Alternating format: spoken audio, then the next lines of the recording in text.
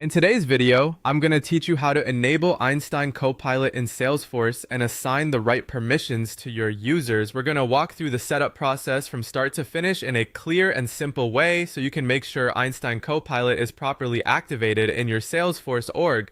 This is a short setup, but it's important to follow each part carefully because Einstein features usually depend on both org level settings and user permissions.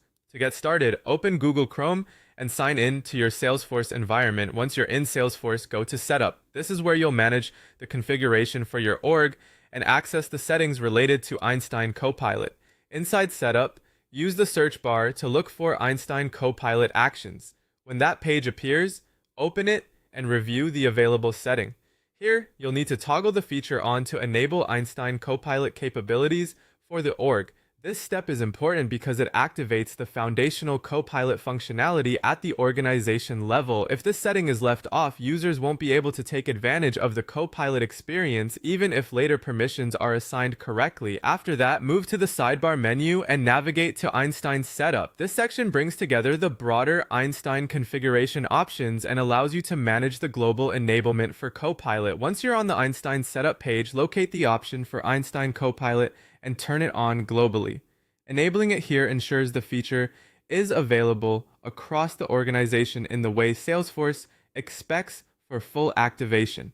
At this point, the platform level configuration is in place, but your users still need access. The next step is to assign the required Copilot permission sets to your system users.